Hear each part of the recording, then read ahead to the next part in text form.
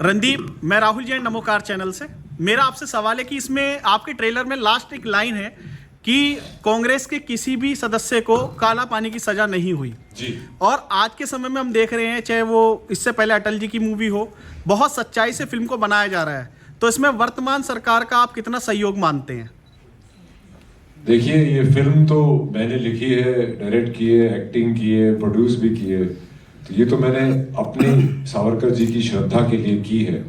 और ये बात सच है कि कांग्रेस के किसी भी मेंबर को काला पानी की सजा कभी नहीं हुई। वो क्यों नहीं हुई, ये बात हम सबको सोचनी चाहिए। लेकिन अगर आज के समय में मनमोहन सिंह जी होते या कांग्रेस की सरकार होती तो क्या आप ये लाइन बोल पाते फिल्म में? क्यों नहीं बोल पाते? ये इंटॉलरेंस की जो आप इंटॉलरेंस की बात कर रहे हैं कि ये लाइन टॉलरेट नहीं होती अगर कोई और सरकार होती और अभी ये हो जाता। देखिए, इंटॉलरेंस तो कभी से चली आ रही है। सावरकर, एक किस्सा बताता हूं आपको जी। सावरकर जी के फैमिली कनेक्शंस थे मंगेशकर फैमिली से।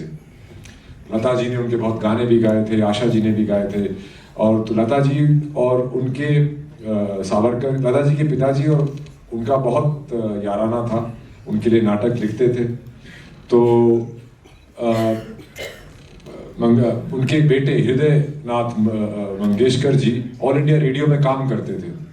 तो उन्होंने सावरकर जी की कुछ कविताओं को, जैसे सागरा प्राण तड़मंडला, जयस्तुते वगैरह को गानों में कन्वर्ट किया, जिसको लता दी ने गाया। और उन्होंने जब वो ऑल इंडिया रेडियो में पेश किया तो उन्हें नौकरी से निकाल दिया कि उनकी जरूरत कैसे हुई ये करने की। तो अब आप अंदाजा लगा सकते हैं उससे क्या होगा और क्या नहीं होता। और एक और इनटॉलरेंस की अगर बात करें, आप किसी को पता नहीं है कि नारायण राव सावरकर, डॉक्टर नारायण राव सावरकर, जो सावरकर जी के छोटे भाई थे, उनको मॉब लिंचिंग में मार दिया गया था गांधी जी की हत्या होने के बाद। 8000 ब्राह्मण को महाराष्ट्र में मैसेकर कर दिया गया था, जिनमें से वो खुद थे। तो आप किसी और स्वतंत्रता सेनानी के बारे में जानते हैं जिनके भाई के साथ ऐसा हुआ और किसी ने कुछ नहीं बोला? कोई नहीं बोला, ना आप लोगों को बताया गया कि उनके साथ ऐसा हुआ। तो ये तो वक्त की बात होती है, जो होता है अच्छा होता है। रणदीप, हम एक्सपेक्ट कर सकते हैं जैसे आपने वीर सावरकर जी की लाइफ के चिल्लाने की जरूरत नहीं है, डार्लिंग, माइक है। या तो माइक हटा दो, ऐसे ये एक्साइटमेंट में है। जोश आप में नहीं है, हम सब में भी है, दर्शकों में भी होना चाहिए। भारत माता की। मैं एक्सपेक्ट कर सकती हूँ कि आने वाले समय में जैसे सुभाष चंद्र बोस जी की लाइफ को एक कहते हैं कि एक मिस्ट्री रह गई, उनकी डेथ लाइफ, इसके बारे में भी आप कोई नेक्स्ट प्रोजेक्ट लेकर आएंगे? देखिए, आगे क्या होगा जिंदगी में ना मुझे पता है ना तुम्हें डालेंगे। ये क्वेश्चन आई थिंक संदीप को पूछना एक दिन में चल रहा है। Thank you. और अब ट्रेलर के बारे में, फिल्म के बारे में भी ज्यादा बिना विलंब किए, डिले किए, मैं रणदीप को स्टेज पे बुलाऊंगा। Please welcome, put your hands together for Randeep Hooda. बहुत यूनिक एक चैंट हुआ था, हुड्डा हुड्डा। ये शुरू किसने किया था? ये टॉर्च मारो रे, लाइट नहीं आ रही यार। Thank you very much, thanks for coming Randeep. Light कैसी है? मारे काम आने लग गए। पहले तो मैं सबसे क्षमा मांगना चाहूंगा कि हमारी फ्लाइट डिले हो गई और आप सबको इंतजार करना पड़ा। और मेरे ख्याल से वो इंतजार वर्थ इट था, मुझे लग रहा है। माफ किया, चलो थैंक यू। लाइट कैसी आ रही है यार? लाइट नहीं आ रही यार। लाइट आ रही है? नहीं आ रही है, अंधेरा हो रहा।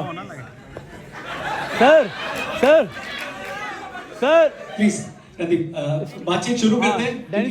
लाइट नहीं आ रही, लाइट। ये जो पीछे से कमेंट आ रहे हैं, प्लीज उन कमेंट्स को आप सवाल में बदलिएगा और तब बदलिएगा जब मैं आपको आ रहा है यार, ठीक है? और अगर आपको बीच में कोई सवाल पूछने का मन करे तो प्लीज आप हाथ उठाइएगा, क्योंकि हमारे साथ वॉलंटियर्स हैं जो आपको चेक करेंगे और फिर बाद में हम लोग एक एक सवाल लेंगे। वैसे सारे सवाल मेरे पास हैं जो शायद ट्रेलर के बाद आपके मन में आए होंगे या टीजर के बाद आपके मन में आए होंगे। तो शुरू करते हैं। रणदीप, कैसे हैं? बहुत बढ़िया, आप कैसे? बहुत ही बढ़िया, so thank you very much. थोड़ा आप लेट आए लेकिन ट्रेलर देखकर बहुत अच्छा लगा। भाई इधर चलता दे रहा है दुरुस्त है। इधर बैठ जाएगा ना। मुझे ही बैठना है, क्या हो गया? रणदीप, फिल्म को आपने डायरेक्ट भी किया है, लिखा भी है, प्रोड्यूस भी किया है, एक्टिंग भी की है, और जो एक्टिंग की है आपने, थैंक यू। मतलब बाकी लोग के लिए पैसे नहीं थे या फिर क्या सीन था? यही इतने लोगों का रोजगार आपने छीना। नहीं, एक्चुअली संदीप सिंह मेरे पास ये मूवी लेके आए थे एज एन एक्टर, और धीरे धीरे ऐसा इत्तेफाक होता गया। शायद सावरकर जी की उनकी खुद की आत्मा मुझे बोल रही थी कि और काम कर, इस पे और काम कर, और काम कर। तो 2 साल से मैंने सिर्फ इस फिल्म पे और सावरकर जी की एक छवि और उनके बारे में जो उटपटांग बातें लोग बोलते हैं जी, उसको एक सच्चाई के तौर पे पेश करने में मैंने बहुत मेहनत लगाई है। मैं तो अपने शॉट लेने ही भूल जाता था। मैं डायरेक्ट जब कर रहा था तो बाकियों के शॉट लेके चलो लेट्स मूव ऑन, बोलते सर आपका तो शॉट लिया ही नहीं। आई सेड शिट, अभी मेरा भी लेना पड़ेगा। But it was tough but it was fun. Perfect. पहला सवाल यही है सबके मन में, व्हाई सावरकर? सावरकर ही क्यों? मैं सवाल आपसे पूछना चाहूंगा, why not Savarkar? Why not Savarkar? Savarkar ji एक ऐसी शख्सियत है जिनके पता नहीं क्यों इतने सालों बाद, आजादी के इतने सालों बाद, मैं एक्टर, डायरेक्टर, राइटर, मुझे ही ये पिक्चर क्यों बनानी पड़ी, किसी ने पहले क्यों नहीं बनाई, ये बहुत बड़ा सवाल है। उनकी अभी 1980 के दशक में गांधी जी के ऊपर पिक्चर बनी थी, रिचर्ड एटनबरो ने बनाई थी। सरदार पटेल जी के ऊपर 2 पिक्चरें बन चुकी हैं। मैं खुद रंगरसिया कर चुका हूँ, सरबजीत कर चुका हूँ, चार्ल्स सोबराज प्ले कर चुका हूँ। पर जब सावरकर जी की फिल्म के बारे में बात आती है तो लोग पूछते हैं क्यों? इससे बड़ा सवाल, इससे बड़ी ट्रेजेडी क्या हो सकती है? फिल्में एक ऐसे जरिया होती है जिससे लोगों को इन्फ्लुएंस किया जा सकता है, और कुछ शक्तियां थीं आजादी से पहले अंग्रेज और आजादी के बाद कुछ और शक्तियां थीं जिन्होंने उनकी कहानी, उनका बलिदान, उनका त्याग, उनका कंट्रीब्यूशन बाहर उभर के नहीं आने दिया। पर समय आ गया है सबको बताने का, सबको दिखाने का कि सावरकर जी का इन्फ्लुएंस, उनका कंट्रीब्यूशन, उनका महत्व इस देश के लिए क्या है। इसी से जुड़ा एक सवाल आएगा कि सावरकर क्या थे और क्या नहीं थे। फिल्म करने के दौरान आपको बहुत सारी चीजें जानने को मिली होंगी, जब आप रिसर्च कर रहे होंगे और जब आप उस रोल को जी रहे होंगे, उस किरदार को जी रहे होंगे। तो सावरकर क्या थे और क्या नहीं थे, अगर इसको संक्षेप में बताना रहे तो क्या कहेंगे आप? सावरकर वीर थे, ब्रेव थे।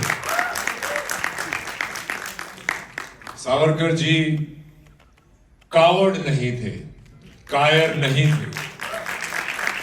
यही मैंने उनके, जब मैंने एज ए बतौर एक्टर उनके बारे में स्टडी किया तो साम दाम दंड भेद लगाने वाले एक बहुत ही इंटेलेक्चुअल जायंट थे, जिन्होंने हजारों कविताएं, नाटक, कविताएं उन्होंने जेल में रह के लिखी। वो दीवारों पे कविताएं लिखते थे और उसको याद कर लेते थे, और वो वेट करते थे कि कब कोई गलती हो जाए और जेलर आके दीवारों को फिर पेंट से पोत दे ताकि मेरे लिए स्लेट क्लीन हो जाए और मैं और कहानियां लिख और कविताएं लिखूं। सागरा प्राण तड़मड़ला। सबसे चैलेंजिंग क्या था फिल्म के दौरान, पूरी जर्नी, शूटिंग के दौरान, रिसर्च के दौरान? सबसे चैलेंजिंग कौन सा एक ऐसा मोमेंट था या पार्ट था आपके लिए वीर सावरकर के इस किरदार को निभाते वक्त? सबसे पहले तो जब मैंने सावरकर जी के बारे में पढ़ना शुरू किया तो मैंने ज़्यादातर अंग्रेजी की किताबें निकाली, स्वतंत्रता संग्राम की किताबें निकाली, और मैं बहुत अचंभित रहा कि हर एक किताब में सशस्त्र क्रांति को सिर्फ एक पैराग्राफ में लिख के कि ये लोग थे, इन्होंने भी किया, पर कुछ हुआ नहीं, वो ऐसे ब्रश्ड अंडर द कारपेट होगा। मैं खुद भी स्कूल में जब पढ़ता था तो हमने सावरकर जी के बारे में नहीं पढ़ा, हमको नहीं पढ़ाया गया था।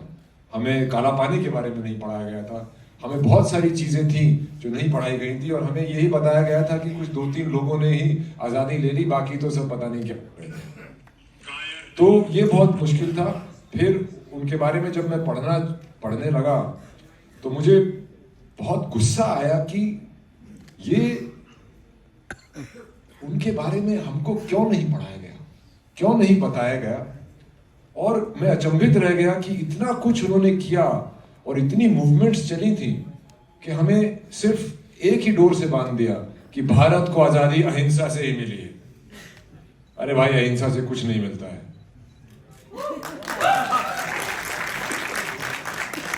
ये वाला पार्ट सर्कुलेट होगा, सो आप रेडी हो उसके लिए, राइट? ठीक है, क्योंकि इसी से वापस सारे क्वेश्चंस इसलिए कनेक्टेड है क्योंकि जब आप बोल रहे हो तो उससे सवाल बन के आ रहे हैं कि इनके बारे में, वीर सावरकर के बारे में जब भी चर्चा होती है तो उससे कंट्रोवर्सी जुड़ी होती है और उनसे उनकी आइडियोलॉजी को जोड़ के देखा जाता है। So how did you prepare yourself उस कंट्रोवर्सी को भी ओढ़ने के लिए या उससे जुड़ने के लिए, और वो आइडियोलॉजी से भी आप कनेक्ट करते हैं क्या? जी बिल्कुल करता हूं। उनके सवाल क्या था एग्जैक्टली आपका यार? कि जब आप प्रिपेयर कर रहे थे खुद को इस किरदार के लिए, इस रोल के लिए, तो आपको ये अंदाजा था कि कंट्रोवर्सी? मुझे ये अंदाजा था। बहुत लोगों ने मुझे ये भी कहा कि ये पिक्चर मत करो। मेरे शुभ चिंतक थे, तो मैं भी थोड़ा सावरकर जी जैसा ही हूँ, अड़ गए तो अड़ गए। तो बहुत इसमें वो आई। पहले तो रिसर्च मटेरियल नहीं था। सावरकर जी की बहुत सारी उनके अपने लेख और उनके ऊपर जो लेख थे वो मराठी में थे, जो कि पढ़ना बहुत डिफिकल्ट है मेरे लिए। मैंने कोशिश बहुत की। फिर मैंने बहुत सारी अंग्रेज़ी हिंदी की किताबें पढ़ी, आर्टिकल्स पढ़े, ये पढ़े। तो मुझे बहुत डीप रिसर्च करना पड़ा। वो ऊपर से मुझे नहीं मिला जो आप विकिपीडिया पेज पे जाके एकदम से देख लेते हैं, वो सब नहीं था। वो क्यों नहीं था? वो काफ़ी अब ठीक हो रहा है, काफ़ी सारी उनके ऊपर किताबें आ रही हैं। मैं तो एयरपोर्ट पे अक्सर आजकल देखने लगा हूँ कि सावरकर जी की किताबें वहाँ पे मिलने लगी हैं। तो देश बदल रहा है और देश की सोच बदल रही है, और हम अपने भूले हुए हीरोज को एक्नॉलेज कर रहे हैं। ये बहुत बढ़िया बात है। फ्रीडम स्ट्रगल को लेकर कोई नया पर्सपेक्टिव खुला, कोई ऐसी चीज जो आपने रिसर्च के दौरान देखी, जो आपने अभी जानी हो कि ये अच्छा स्वतंत्रता संग्राम में ये भी हुआ था, उसके बारे में अगर आप कुछ शेयर करना चाहें? ऐसी बहुत सी चीजें थी। सबसे बड़ी चीज तो मुझे पता चली कि 1946 में 1946 में बॉम्बे डॉक पे बगावत हुई थी। Royal Indian air force, royal Indian navy, Bombay police ने म्यूटिनी की थी, और 20,000 पर्सनल उस म्यूटिनी में शामिल थे। और तब जाके अंग्रेजों ने ये माना था, ये क्लेमेंट एटली जो प्राइम मिनिस्टर थे उस वक्त इंग्लैंड के, उन्होंने अपनी स्पीच में भी कहा था कि now they are an armed nation, we cannot engage them in talks any more because of the threat of the Azad Hind Fauj. और जितने भी लोग हमारे जो शस्त्र की शिक्षा लेके फौज से जो वापस आ रहे थे, वो सब अंग्रेज़ों का राज मानने को तैयार नहीं थे। तो अंग्रेज़ों को के कॉफिन में लास्ट नेल 1946 की वो बॉम्बे डॉक म्यूटिनी थी, जिसके बारे में मैंने कभी पढ़ा ही नहीं था। किसी ने पढ़ा था क्या? नहीं। 1946 में बॉम्बे डॉक में बगावत हुई थी, किसी को पता है? नहीं, मुझे भी नहीं पता था। ऐसी बहुत सी चीजें निकल के आई, और ये सिद्ध हो मेरे लिए ये सिद्ध हो गया कि भारत को आज़ादी सिर्फ अहिंसा से नहीं मिली थी। अहिंसा का भी योगदान था, गांधी जी का बहुत बड़ा योगदान था, उसको बिल्कुल डिनाई नहीं कर रहे, ना हम फिल्म में कर रहे हैं और ना ही हम यहाँ कर रहे हैं। पर सावरकर जी का जो योगदान था वो क्या था, उसको हमने थोड़ा और डिटेल में दिखाया है। Thank you Randeep, thank you very much. मैं स्टेज पे फिल्म के प्रोड्यूसर संदीप सिंह और योगेश राहल को बुलाना चाहूंगा। Please welcome. हाय संदीप, कैसे हैं आप? प्लीज। निरंजन,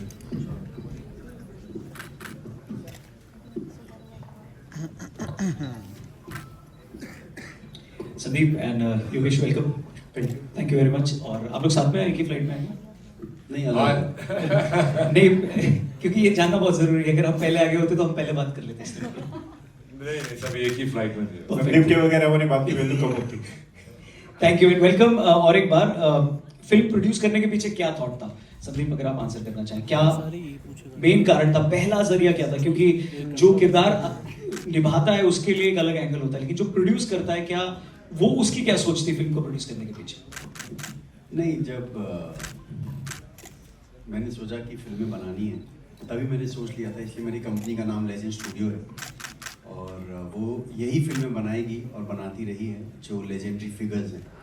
तो चाहे इसके पहले वो अलीगढ़ हो या सरबजीत हो या झुंड हो या पीएम मोदी हो या अटल जी पर फिल्म हो या सफ़ेद हो और अब सावरकर।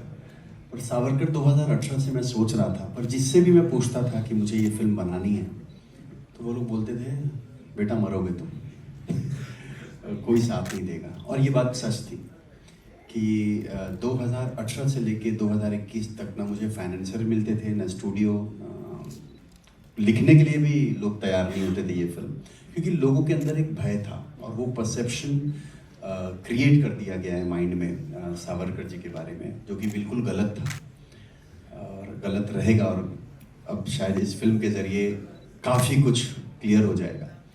तो 2021 में मुझे याद है वो दिन बहुत ही स्पेशल दिन है, 15 अगस्त का दिन था जब मैंने रणदीप हुडा को मैसेज भेजा। और 16 अगस्त से मेरे पास जो चीज़ें सावरकर जी के बारे में हमें नहीं पता थी वो रणदीप ने भेजना शुरू कर दिया था।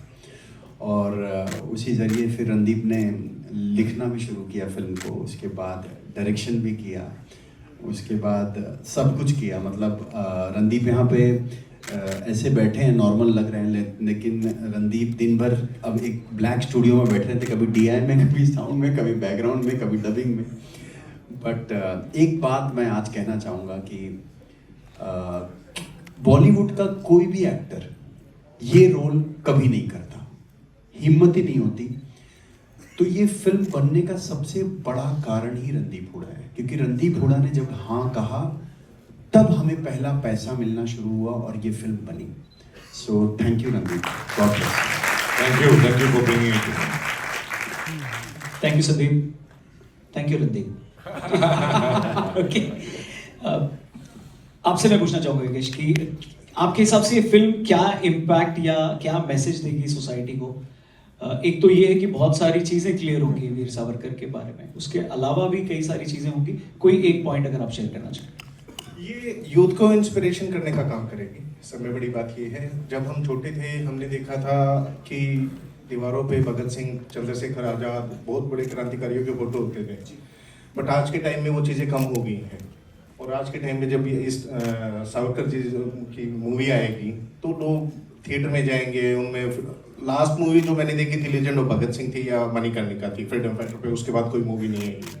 तो ये 20 साल बाद या 7-8 साल बाद कोई फ्रीडम फाइटर पे मूवी आ रही है तो ये बहुत बड़ी बात है और ये एक बड़ा अचीवमेंट है।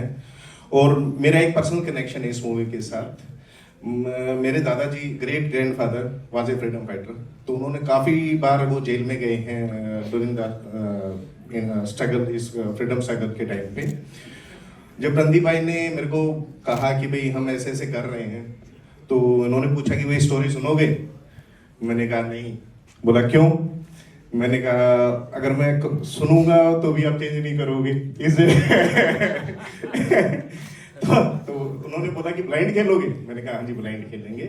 मुझे आपकी आर्ट पे, आपकी क्राफ्ट पे, आपके पैशन पे और उस चीज़ पे भरोसा है। और मैं नया हूँ इस इंडस्ट्री में तो मैं रणदीप भाई को गाइड नहीं कर सकते और कि इनका ज़्यादा एक्सपीरियंस है, ज़्यादा तजुर्बा है, तो मेरी बैट रणदीप हुडा को। Perfect, thank you very much. Sandeep और योगेश, ये कॉमन सवाल है, आप भी जवाब दे सकते हैं रणदीप, कि कैसे इमोशनली, फिजिकली तो कैसे उन्होंने खुद को प्रिपेयर किया, और इससे पहले भी फिल्मों में हमने इनका पोटेंशियल देखा हुआ है और लोगों ने, है ना, और उसके तो कायल ही लोग, पर इस फिल्म में इमोशनली भी और आइडियोलॉजिकली भी और शारीरिक रूप पे तो ठीक है, मानसिक रूप से भी और अंदर से भी वो फील होना चाहिए। वो कैसे देखा आपने, कैसे किया रणदीप ने खुद को प्रिपेयर?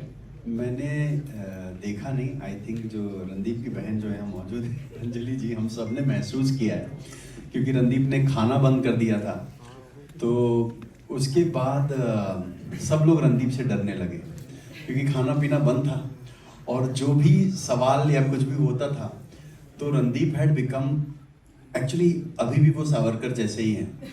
तो सब लोग थोड़ा सा डर के ही सवाल पूछते थे। इनफैक्ट जो अंकुर बैठा है यहाँ पे, मृणाल बैठे हैं, ये सब एक डर के सवाल पूछते थे। लेकिन जब सवाल पूछते थे तो इतना डिटेल में जवाब आता था कि जो इंसान खुद का कैरेक्टर प्ले कर रहा है वो दूसरे के कैरेक्टर्स को भी समझ जाता था, पूरी फिल्म देख लेता था। और एक एक दिन में, trust me on this when I से दिस, मैंने इतनी सारी फिल्में बनाई हैं पर इतना डेडिकेशन दिख नहीं सकता किसी और एक्टर का। क्योंकि हाँ, बाकी लोग मार्केटिंग अच्छी कर देते हैं, रणदीप को ज़्यादा मीडिया से बात करना या मार्केटिंग करना पसंद नहीं है, हमें आज भी कन्विंस करना पड़ता है।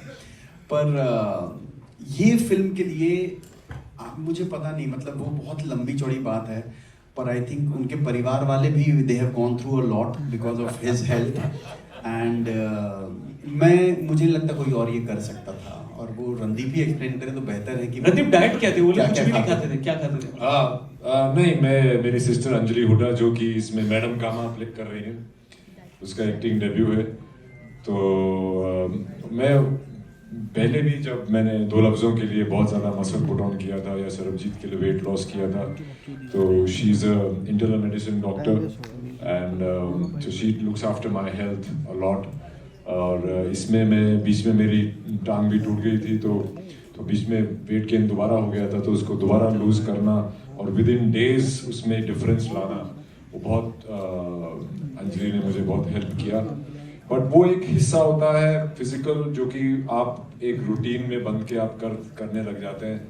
और पर उससे ज़्यादा सावरकर जी को समझना, सावरकर जी की सोच को समझना, उनको पढ़ना, उनके बारे में पढ़ना, उनके आसपास के जो लोगों की कहानियाँ थी वो सुनना, तो उनका जो एसेंस था, उनकी जो थॉट प्रोसेस थी और वो समझना बहुत मेरे लिए अनिवार्य था क्योंकि मैं डायरेक्ट भी कर रहा था। और उनको समझना कॉम्प्लिकेटेड भी है और बहुत सिंपल भी है।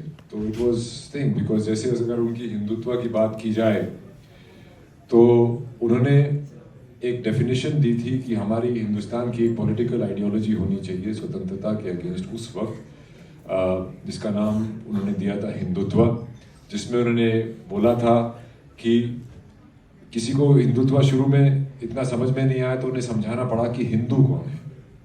तो सिंधु नदी से सिंधु सागर तक, इसमें विशाल देश में जो भी लोग रहते हैं, जो इसको अपनी पितृभूमि मतलब अपने पूर्वजों की ज़मीन मानते हैं, मातृभूमि मतलब यहाँ की संस्कृति, त्योहार, खान पान, वेशभूषा को अपना मानते हैं, वो हिंदू है।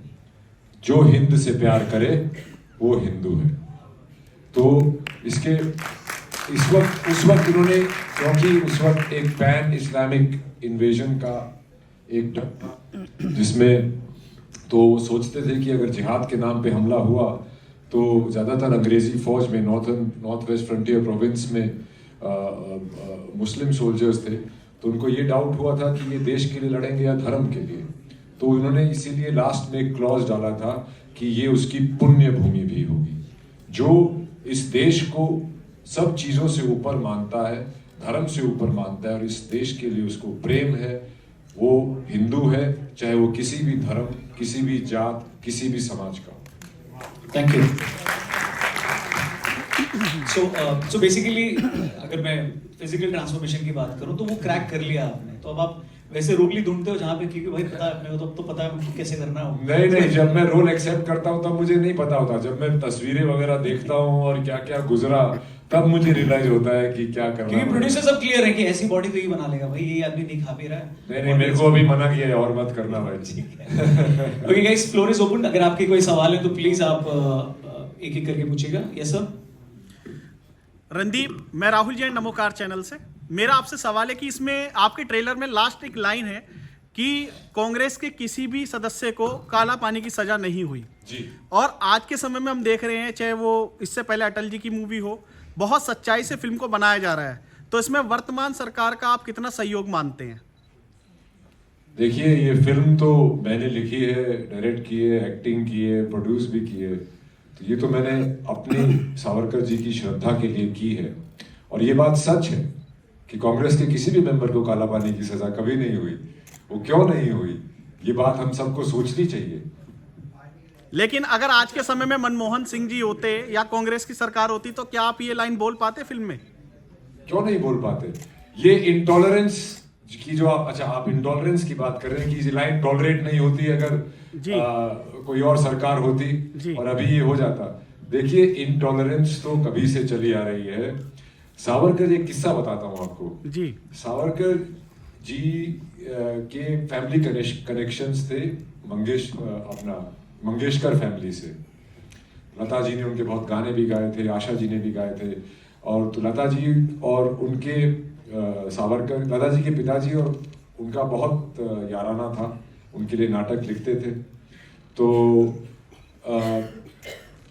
उनके बेटे हृदय नाथ Mangeshkar ji all India radio में काम करते थे। तो उन्होंने सावरकर जी की कुछ कविताओं को, जैसे सागरा प्राण तड़मंडला, जयस्तुते वगैरह को गानों में कन्वर्ट किया, जिसको लता दी ने गाया। और उन्होंने जब वो ऑल इंडिया रेडियो में पेश किया तो उन्हें नौकरी से निकाल दिया कि उनकी जरूरत कैसे हुई ये करने की। तो अब आप अंदाजा लगा सकते हैं उससे क्या होगा और क्या नहीं होता। और एक और इनटॉलरेंस की अगर बात करें, आप किसी को पता नहीं है कि नारायण राव सावरकर, डॉक्टर नारायण राव सावरकर, जो सावरकर जी के छोटे भाई थे, उनको मॉब लिंचिंग में मार दिया गया था गांधी जी की हत्या होने के बाद। 8000 ब्राह्मण को महाराष्ट्र में मैसेकर कर दिया गया था, जिनमें से वो खुद थे। तो आप किसी और स्वतंत्रता सेनानी के बारे में जानते हैं जिनके भाई के साथ ऐसा हुआ और किसी ने कुछ नहीं बोला? कोई नहीं बोला, ना आप लोगों को बताया गया कि उनके साथ ऐसा हुआ। तो ये तो वक्त की बात होती है। रणदीप, आपने फिल्म में बोला है कि अहिंसा से नहीं, हिंसा से भी मतलब आजादी मिलती है। तो आजादी मिली है, हिंसा का भी उसमें आर्म्ड रेवोल्यूशन। देखिए, हिंसा अपने आप में एक अलग लफ्ज है और किसी आर्म्ड रेवोल्यूशन एक अलग लफ्ज है। तो किस तरीके की हिंसा जो है कि मतलब इसमें जो करी गई है, जो स्वतंत्रता आंदोलन के दौरान, जो थोड़ा डिफाइन आपने स्टडी। देखिए, सबसे बड़ी उपलब्धि क्या हुई थी कि मैंने भी स्कूल में पढ़ा था कि 1857 म्यूटनी के बारे में, सिपॉय म्यूटनी, जिसको सिपॉय म्यूटनी कहते थे। तो सावरकर जी ने, जब वो लंदन में थे, लाइब्रेरी में बहुत रिसर्च करके उन्होंने पूरा नजरिया ही बदल दिया था कि 1857 भारत का पहला स्वतंत्रता संग्राम था, जिसमें शस्त्रों के साथ अंग्रेजों पे हमला किया गया था। अंग्रेज सरकार हिल गई थी। इनफैक्ट ईस्ट इंडिया कंपनी को निकाल के ब्रिटिश क्राउन ने वो इंडिया की लगाम संभाल ली थी और पूरे देश को निहत्था कर दिया गया था। फिर 1870 के दशक में वासुदेव फाड़के जैसे लोगों ने शस्त्र उठाने फिर से शुरू किए। फिर चापेकर बंधु, फिर उनसे इंस्पायर होके आए सावरकर। और सावरकर जी ने जब ये किताब लिखी, उस किताब से वो किताब पूरे देश में फैली और उस किताब से आप चंद्रशेखर आजाद, भगत सिंह, खुदीराम बोस, सुभाष चंद्र बोस, सबको एक नई वो मिली कि अगर हम इकट्ठे होकर एक सशस्त्र क्रांति करते हैं तो ये अंग्रेज तो बहुत थोड़े से हैं, इनको तो कभी भी मार के भगा सकते हैं। तो ये उपलब्धि सशस्त्र क्रांति की थी, जिसका साथ नहीं दिया गया, क्योंकि हिंदुस्तान में एक अहिंसावादी सोच भी पैदा हुई, जिससे कि नेगोशिएशन करते करते बहुत साल गुजर गए। अगर सशस्त्र क्रांति होती तो शायद, अगर उसका साथ दिया जाता तो शायद जल्दी मिल जाती। Yeah, एक second, one at a time. काम. Sir. Yeah, ma'am. Sir, when it comes to Veer Savarkar, there's a completely different kind of narrative dominating on social media. Terms like Maafi Veer. How do you? Okay, आप लोगों ने यही सुना है ना? क्या बोलना दोबारा?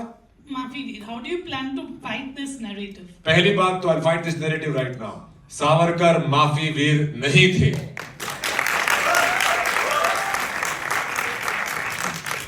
उस वक्त एक अरे आप में से कोर्ट गए होंगे, ये स्टूडेंट लोग तो बहुत जाते हैं। कोर्ट गए तो कोर्ट में क्या बोलते हैं? कोर्ट को कैसे योर ऑनरेबल कोर्ट ऐसे एड्रेस करते हैं ना, your honour, thanking you, your obediently, ऐसे ही यूज करते हैं। और जब हमें स्कूल में एप्लीकेशन लिखना सिखाते हैं तब क्या करते हैं? Yours faithfully, yours obediently. तो ऐसे ही वो जिसको ये मर्सी पिटीशन बोलते हैं, वो उसको याचिका बेल प्ली बोलते हैं, जो कि हर एक जुडिशियल प्रोसेस में अवेलेबल होता है आपको। और उसको वो आपको अभय सावरकर जी को 50 साल की सजा हो गई काला पानी में 7x11 के रूम में। तो ऐसा तो नहीं है कि वो जाके वहां पे 50 साल किसी रिजॉर्ट में रहने वाले हैं। तो वहां पे अगर कोई आदमी होगा तो वो उनका क्या सोचना था कि साम दाम दंड भेद मैं इस्तेमाल करके यहां से निकलूं और देश की स्वतंत्रता संग्राम में हिस्सा लूं फिर से। और दुश्मन को किए हुए वादे निभाए नहीं जाते। Hi Randeep, this is Saurabh from Bharat 24। एक सवाल मेरा ये है, ट्रेलर में हमने वीर सावरकर जी का हिंदुत्व को देखा और फिल्म में भी देखेंगे। रणदीप के लिए आज के टाइम में हिंदुत्व क्या है, कैसे देखते हैं आप हिंदुत्व? मैं हिंदुत्व को ऐसे देखता हूं कि हिंदुत्व एक civilisation, Hindutva is a civilisation, एक संस्कृति है, एक इतिहास है, एक जमीन है जो कि इंडस से अब तो अखंड भारत नहीं रहा, पर अखंड भारत एक it is a most uniting ideology. It was then, it is even today.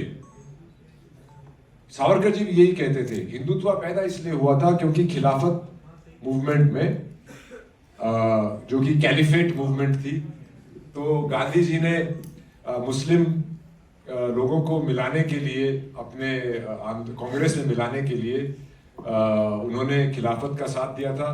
Because बहुत सारे ऐसे मुस्लिम पर्सनैलिटीज थी जो कि सोचती थी कि जब अंग्रेज आए थे तो ये मुगल राज था, जाएंगे तो फिर से ये सल्तनत ही रहनी चाहिए। उनको डेमोक्रेसी में इंटरेस्ट नहीं था बिकॉज वो माइनॉरिटी में थे।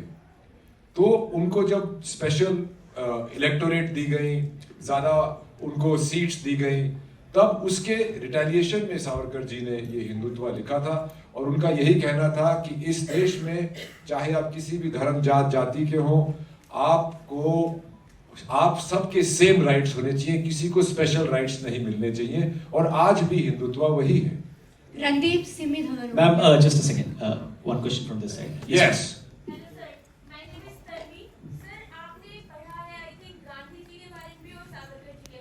जी।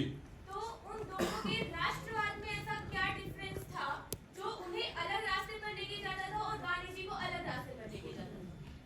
Thank you. गांधी जी और सावरकर जी दोनों ही भारत के लिए डिग्निटी और स्वतंत्रता चाहते थे। दोनों ही अखंड भारत चाहते थे। दोनों के केवल नजरिए, उस अप्रोच अलग थी। गांधी जी अहिंसा में विश्वास रखते थे और सावरकर जी हिंसा से स्वतंत्रता लेने में विश्वास रखते थे। ये सबसे बड़े दो डिफरेंसेस थे। सावरकर जी मेरे ख्याल से ज्यादा प्रोग्रेसिव थे। सावरकर जी ने एक्चुअली पहला पतित पावन मंदिर, जो कि गांधी जी का गाना है पूरा, पहला मंदिर और बहुत सारे ऐसे मंदिर सावरकर जी ने ही बनाए थे। सावरकर जी हिंदू सोसाइटी को जात पात में बांटने के पक्ष में नहीं थे, पर गांधी जी वर्ण व्यवस्था को सही मानते थे कि हमारी संस्कृति का हिस्सा, इसके साथ छेड़छाड़ नहीं करनी चाहिए। सावरकर जी अंतरजातीय विवाह में विश्वास रखते थे। सावरकर जी सामूहिक खाने में विश्वास रखते थे। सावरकर जी छुआछूत से बहुत हेट करते थे। गांधी जी उसको एक्सेप्ट करते थे। अभी कौन सही था कौन गलत ये तो वक्त बताएगा और बता भी रहा है। ऐसे ही काफी सारे उनमें डिफरेंसेस। सावरकर जी बहुत साइंटिफिक आदमी थे।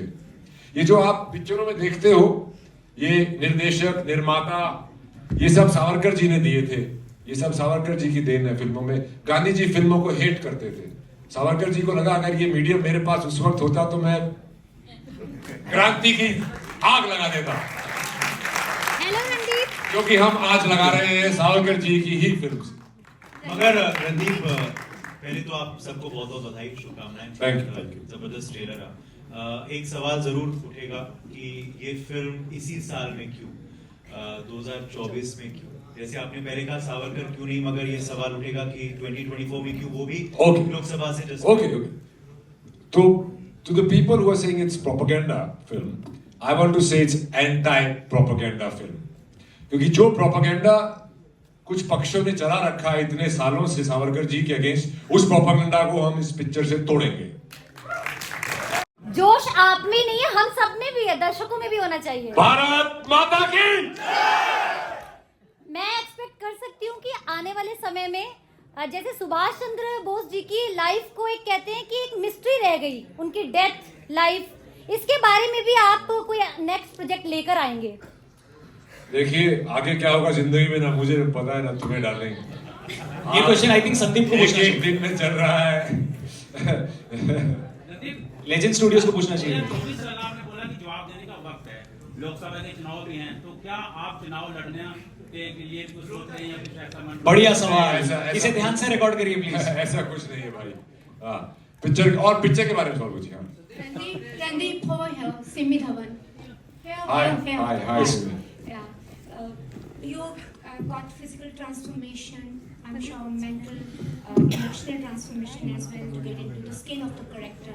So for this character or any other character, how do you come out of that? Well, the best way to come out of it is to start another one. It takes a long time to kind of filter in and filter out. That's why my projects are spaced out, and my family keeps telling me that you should do more movies so you make more money. But I think I would rather do each movie well that it lasts beyond my lifetime. Sir last question, एक सवाल sir, सामने इधर जी के बारे में इतनी research करी, क्या आप स्टूडेंट्स को कुछ 2 किताबें ऐसी बताएंगे जो आपको लगता है कि हाँ ये किताबें अच्छी थी जो स्टूडेंट्स को पढ़नी चाहिए? तो ऐसी बहुत सी किताबें हैं, सावरकर जी की खुद की किताबें हैं। हिंदुत्व, जो कि अंग्रेजी में भी अवेलेबल है, हिंदी में भी अवेलेबल है। हिंदुत्व है, 7 एपॉक्स ऑफ लाइफ है, उनकी बहुत अच्छी किताब है। फिर विक्रम संपत जी की किताब बहुत अच्छी है, वो पढ़नी चाहिए, बहुत ही डिटेल उसके अंदर वो है। और भी बहुत किताबें हैं। आज भी मेरे को एक किताब मैं लेके आया था, Hindutva of Savarkar, which is very relevant. आप सबको ये किताबें पढ़नी चाहिए, और इसे किताबें ही नहीं, आपको स्टूडेंट्स के लिए मैं कहूँगा कि और भी जो ओपिनियंस, आर्टिकल्स और ये सब चीज़ें जो अवेलेबल हैं नेट पे, वो देखनी चाहिए। और हमेशा 2 पक्ष की बात पढ़नी चाहिए, तब आपको सच्चाई समझ में आएगी। रणदीप सामने और thank you very much everyone. I think और एक चीज, अगर किताब पढ़ने का टाइम ना मिले ना, तो 22 मार्च को थिएटर में ये फिल्म देखना, सब कुछ पता चलेगा। Very good. सर फिल्म की सिनेमेटोग्राफी सामने हाँ जी। फिल्म की सिनेमेटोग्राफी मुझे बहुत पसंद आई, फिल्म का डायरेक्शन बहुत जबरदस्त लगा। तो मैं जानना चाहता हूँ कि फिल्म की लोकेशन कौन सी चूज की गई हैं, और उस जमाने को आपने दिखाया है बहुत बाखूबी, अच्छा लग रहा है। तो कौन कौन सी लोकेशन पे आपने इस मूवी की शूटिंग? मैंने मोस्टली शूटिंग महाराष्ट्र में ही की है, और अंडमान एंड निकोबार आइलैंड्स में, पोर्ट ब्लेयर में, जहाँ पे काला पानी में की है। मुझे बिकॉज ये सावरकर जी की पिक्चर थी, मैं लकी था, अदरवाइज वो वहाँ पे शूट अलाउ नहीं करते हैं। इस पिक्चर का ये जो लुक है, वो एक तो मेरे सिनेमाटोग्राफर अरविंद कृष्णा बहुत ही एक्सेप्शनल सिनेमाटोग्राफर है। फिर मैं production designer Nilesh Wagh, my costume designer Sachin Lavlekar, my CG VFX team from White Apple, and all these characters जो कि आपको एंड में दिखते हैं, जो बिल्कुल असली कैरेक्टर जैसे लग रहे हैं, वो मेरी मेकअप डिजाइनर रेणुका पिल्ले की देन है। और सो पूरी टीम ने मिला के, and my assistants and my other crew, बहुत सारे लोगों ने दिन रात मेहनत करके और मुझे झेल के ये पिक्चर को इस मुकाम तक लेके आए। Thank you very much everyone. मैं स्टेज पे मृणाल दत्त और अंजलि हुड्डा को भी बुलाऊंगा प्लीज, एंड जय पटेल प्लीज आप भी स्टेज पर आइए एक साथ। हाँ पूछे सवाल पूछे। हाँ बोलिए। आपने जैसे पुरानी मूवीज की हैं, जैसे मतलब जिसमें 2 होगी वगैरह, क्या कैरेक्टर डेवलपमेंट मिल रहा